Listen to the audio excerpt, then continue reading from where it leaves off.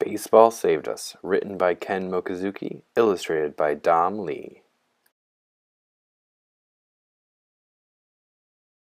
Author's note: in 1942, while the United States was at war with Japan, the U.S. Army moved all people of Japanese descent away from the West Coast. They were sent to internment camps in the middle of American deserts up until 1945. The reason, the U.S. government said, was because it could not tell who might be loyal to Japan. None of these immigrants from Japan, or their children, who were American citizens, were ever proven to be dangerous to America during World War II. In 1988, the U.S. government admitted that what it did was wrong. One day, my dad looked out at the endless desert and decided then and there to build a baseball field. He said people needed something to do in camp. We weren't in a camp that was fun, like summer camp. Ours was in the middle of nowhere, and we were behind a barbed wire fence. Soldiers with guns made sure we stayed there, and the man in the tower saw everything we did, no matter where we were.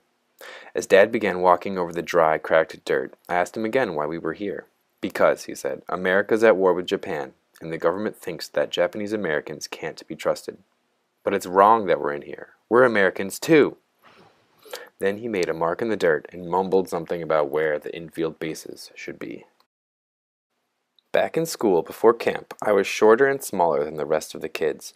I was always the last to be picked for any team when we played games. Then, a few months ago, it got even worse. The kids started to call me names, and nobody talked to me, even though I didn't do anything bad. At the same time, the radio kept talking about some place far away called Pearl Harbor.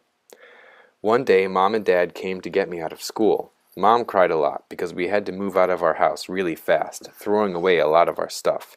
The bus took us to a place where we had to live in horse stalls. We stayed there for a while, until we came here. This camp wasn't anything like home. It was so hot in the daytime and so cold at night. Dust storms came and got sand in everything, and nobody could see a thing. We sometimes got caught outside, standing in line to eat or to go to the bathroom. We had to use the bathroom with everybody else instead of one at a time like at home. We had to eat with everybody else too, but my big brother Teddy ate with his own friends. We lived with a lot of people in what were called barracks. The place was small and had no walls. Babies cried at night and kept us up. Back home, the older people were always busy working, but now all they did was stand or sit around. Once, Dad asked Teddy to get him a cup of water. "Get it yourself," Teddy said. "What did you say?" Dad snapped back. The older men stood up and pointed at Teddy. "How dare you talk to your father like that?" one of them shouted. Teddy got up, kicked the crate he was sitting on, and walked away. I had never heard Teddy talk to Dad that way before. That's when Dad knew we needed baseball. We got shovels and started digging up the sagebush in a big empty space near our barracks.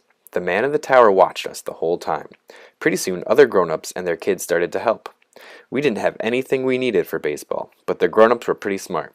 They funneled water from irrigation ditches to flood what would become our baseball field. The water packed down the dust and made it hard. There weren't any trees, but they found wood to build the bleachers. Bats, balls, and gloves arrived in cloth sacks from friends back home. My mom and other moms took the covers off mattresses and used them to make uniforms. They looked almost like the real thing.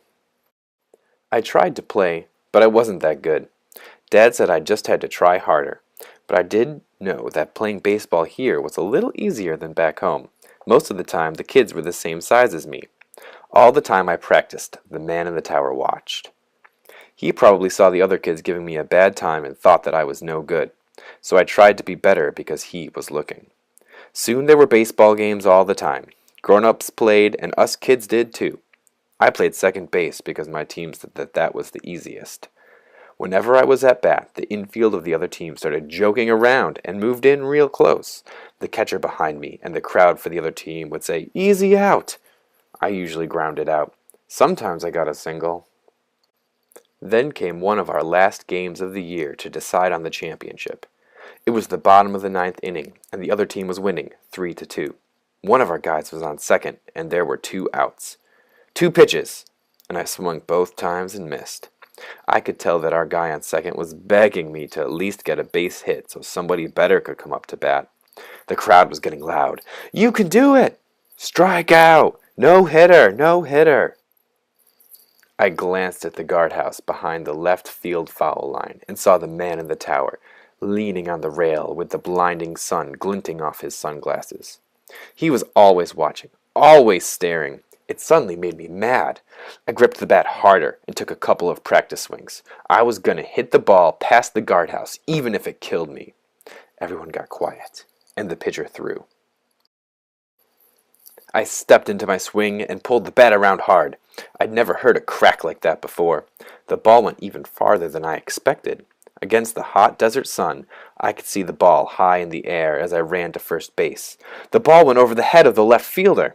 I dashed around the bases, knowing for sure that I would get tagged out. But I didn't care, running as fast as I could to get to home plate. I didn't even realize that I had crossed it. Before I knew it, I was up in the air on the shoulders of my teammates. I looked up at the man in the tower. With a grin on his face, he gave me the thumbs up sign. But it wasn't as if everything were fixed. Things were bad again when we got home from camp after the war. Nobody talked to us on the street, and nobody talked to me at school either. Most of my friends from camp didn't come back here. I had to eat lunch by myself. Then baseball season came. I was the smallest guy again, but playing baseball in camp had made me a lot better. The other guys saw that I was a pretty good player. They started calling me Shorty, but they smiled when they said it. By the time the first game came around, I felt almost like part of the team. Everyone was laughing and horsing around on the bus, but as soon as we got there, it hit me.